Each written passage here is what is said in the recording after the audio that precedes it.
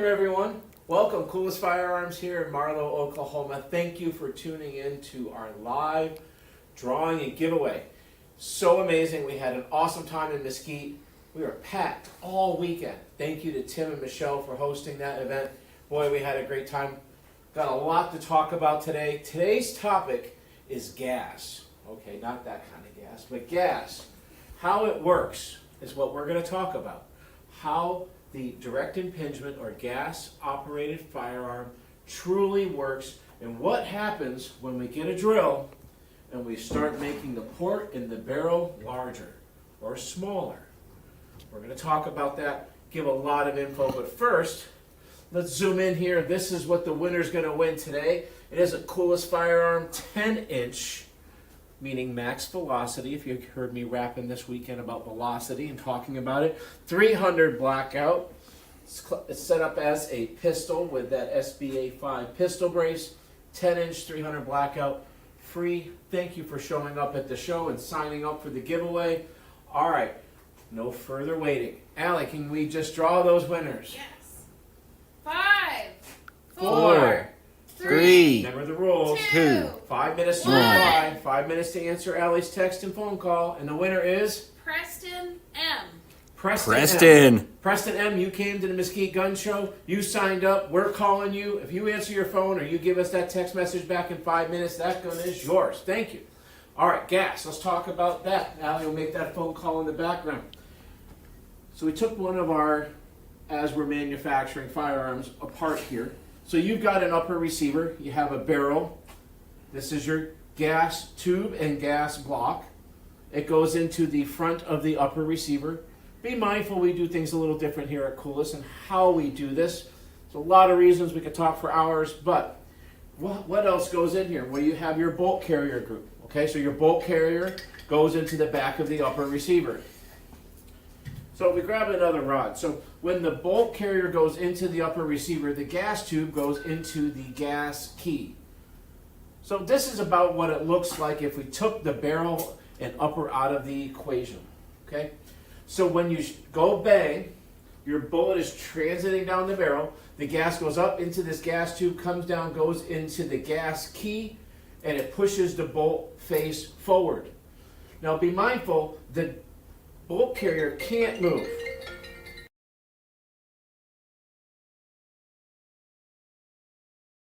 Rolled over from the call tree. Be mindful, the bolt carrier can't twist or move. What happens is when the bolt face goes bang, it actually pushes the bolt carrier backwards. So this is now unlocked. The residual pressure in the barrel pushes the bolt carrier backwards. It gets all the way to the back. Then it comes back forward again and picks up the next round and puts it into the chamber. Again, lining up the gas tube into the gas key. Okay. Math. Math is always math. So here is a 300 blackout, 1 in 7 twist, 4150 CRMOV barrel.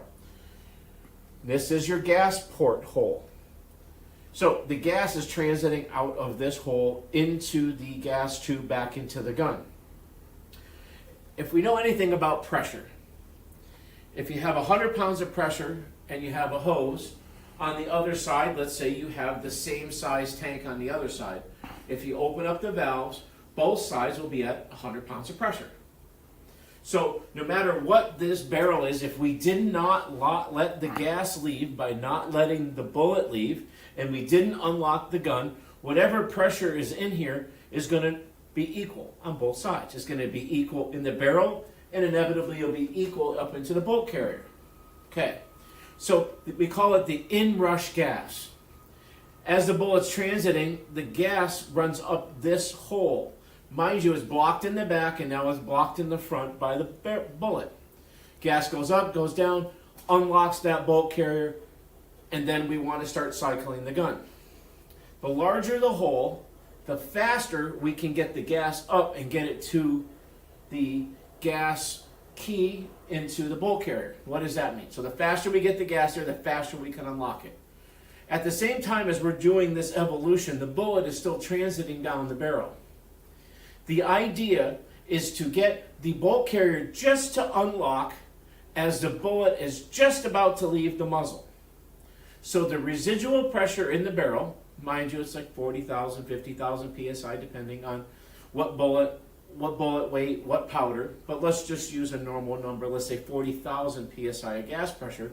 Now pushes that cartridge out of the chamber, and then it causes it to cycle the gun. So if we let the inrush go faster, where the hole is bigger, the tube lets more gas in, it's going to get to that pressure faster.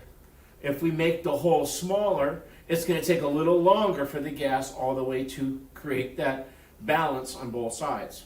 So the smaller the hole, the slower the gas leaves, and we can delay the timing of the gun a bit. What happens if we delay the timing too much? Well, the bullet leaves and there's not enough pressure left in the barrel to cause the gun to cycle. What happens if we let too much gas in? Well, that's exactly the opposite problem. We're trying to yank the case out of the chamber before the bullet leaves. So it has so much pressure that the gun will inevitably cause overcycling issues. So under gas probably won't cycle. Over gas, falling down, overcycling. So with those two things in mind, we try to not change too much of our port dimension inside of the barrel. Why am I not trying to change this? Because we don't want to change the timing. We've kind of already established the timing relationship here to here. Okay, so when we're at the show and customers asking me about accuracy, I encourage, let's have a little bit more dwell time between the gas hole and the end of the barrel. The longer this distance is, the more time we have to unlock the bolt carrier and allow the gun to cycle. So why are we seeing more speed from a 10-inch gun than a 7-inch gun? Now mind you, thank you Rand for setting up red, white, and blue here. How awesome. But in relationship, so this is a 7-inch and this is a 10-inch. Why is there more speed in the 10 than the 7? Well, the powder has a chance to burn a little bit more in this 10-inch barrel than it does in the 7-inch barrel. So when the bolt carrier unlocks, this has actually a reduced amount of pressure. The powder had a chance to expand a little bit more.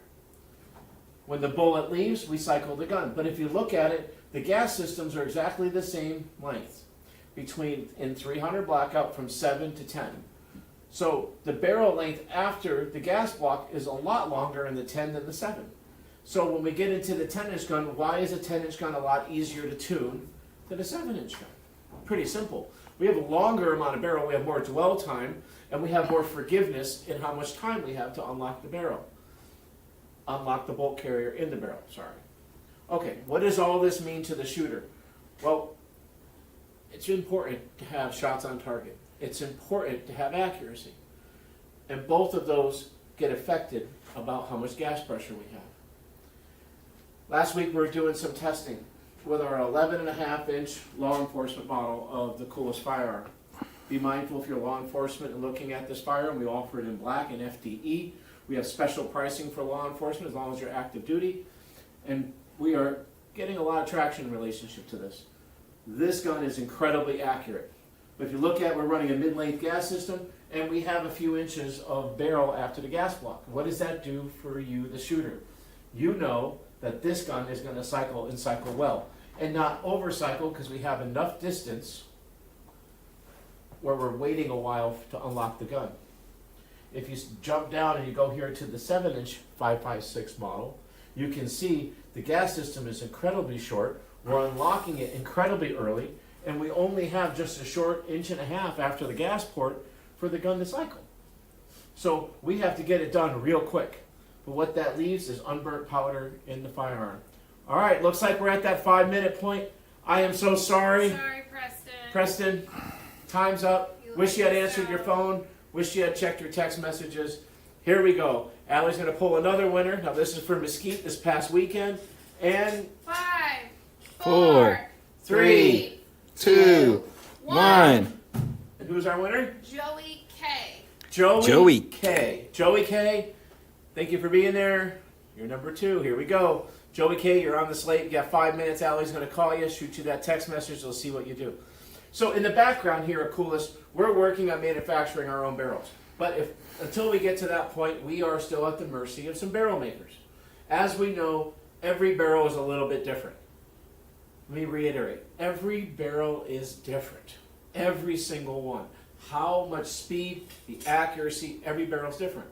Why do we have competition shooters by 4 barrels? Hi, Joey. You're the winner. You won. You won Yay. the show. Awesome, Joey, just answered Yay. the phone. You won.